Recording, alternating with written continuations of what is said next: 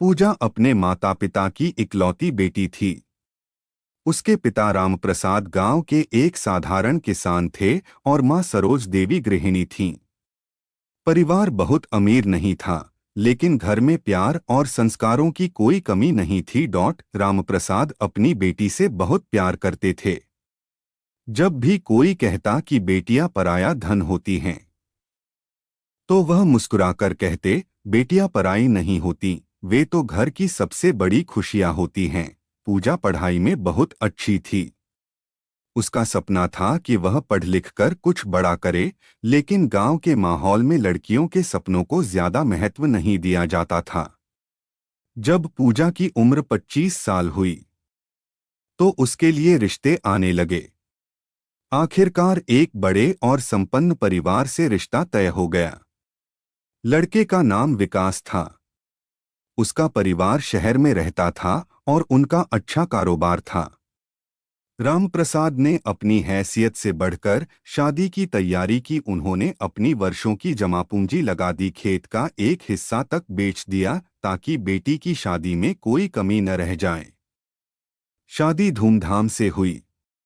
विदाई के समय पूजा रो रही थी। सरोज देवी ने उसे गले लगाकर कहा, बेटी, ससुराल को अपना घर समझना। रामप्रसाद ने आंसू छिपाते हुए कहा, और याद रखना, अगर कभी कोई परेशानी आए तो यह घर हमेशा तेरा रहेगा। पूजा ने मुस्कुराकर सिर हिला दिया। शुरुआत के कुछ महीने बहुत अच्छे बीते। ससुराल वाले उससे प्यार से बात करते, विकास भी उसका ख्याल रखता था। लेकिन धीरे धीरे असली चेहरों का पता चलने लगा। एक दिन सास ने ताना मारा, तेरे बाप ने शादी तो बड़ी धूमधाम से की, लेकिन कार नहीं दी। पूजा चुप रही। कुछ दिनों बाद ननद बोली, आजकल तो लोग लाखों का दहेज देते हैं। ऐसे ताने अब रोज की बात हो गए। शुरू में पूजा ने सोचा कि समय के साथ सब ठीक हो जाएगा, लेकिन हालात बदतर होते गए। अब हर छोटी बात पर उसे नीचा दिखाया जाता। अगर खाना थोड़ा देर से बने तो गलती पूजा की, अगर घर में कोई समस्या हो तो दोष पूजा का। सबसे ज्यादा दुख उसे तब हुआ जब विकास भी चुप रहने लगा। वह कभी पत्नी का साथ नहीं देता था।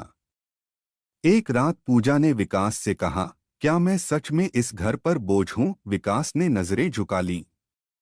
मां बाप की बातें दिल पर मत लिया करो। यह सुनकर पूजा का दिल टूट गया। उसे एहसास हो गया कि उसका पति उसके लिए खड़ा होने की हिम्मत नहीं रखता। समय बीतता गया। अब ससुराल वालों की मांगें बढ़ने लगीं।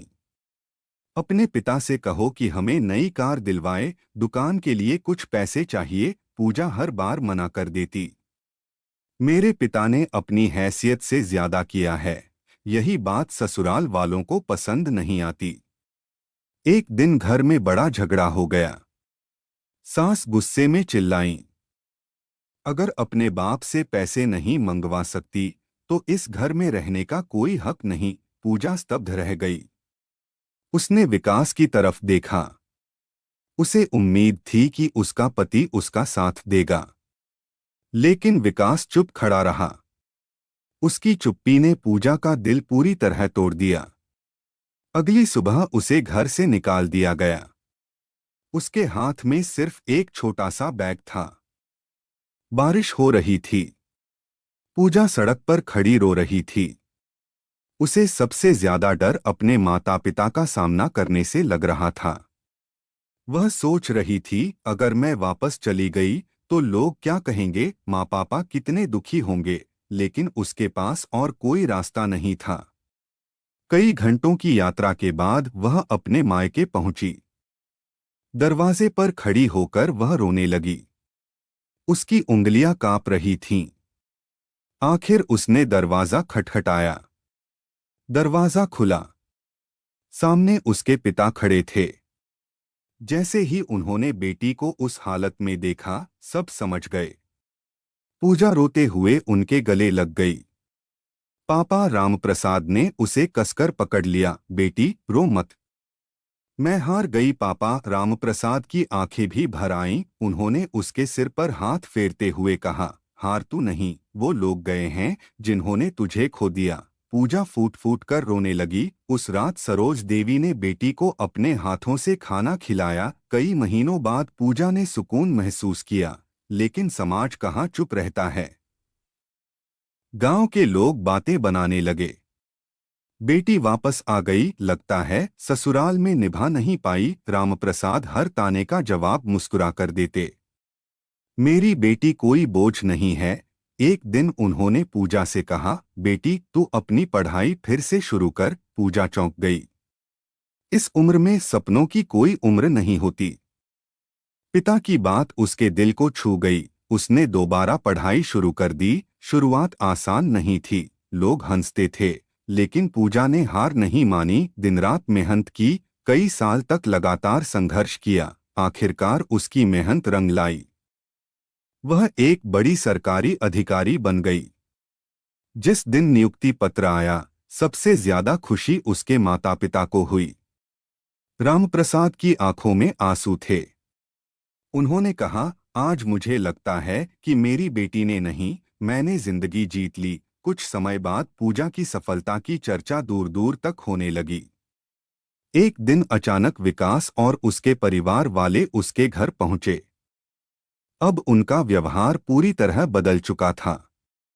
सास बोली, बहू पुरानी बातें भूल जाओ, घर वापस चलो। पूजा शांत खड़ी रही।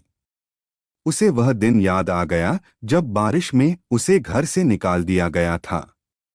विकास ने भी कहा, मुझसे गलती हो गई थी। पूजा ने कुछ पल सोचा, फिर शांत स्वर में बोली, गलती इंसान से होती है, लेकिन कुछ गलतियां रिश्तों को हमेशा के लिए तोड़ देती हैं। पूरा घर चुप हो गया। फिर उसने अपने पिता की ओर देखा। रामप्रसाद गर्व से मुस्कुरा रहे थे।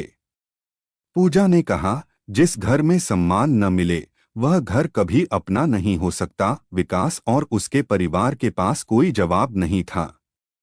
वे चुपचाप लौट गए। उस रात पूजा आंगन में बैठी थी। रामप्रसाद उसके पास आए। बेटी खुश है न? पूजा मुस्कुराई। हाँ पापा। आज समझ आया कि बेटी का असली घर वह होता है जहां उसे बिना शर्त प्यार और सम्मान मिले। रामप्रसाद ने आसमान की ओर देखा और मुस्कुरा दिए। उनकी सबसे बड़ी चिंता खत्म हो चुकी थी और पूजा ने भी सीख लिया था कि एक बेटी की असली पहचान किसी रिश्ते से नहीं, बल्कि उसके आत्मसम्मान और उसके अपने हौसले से बनती है।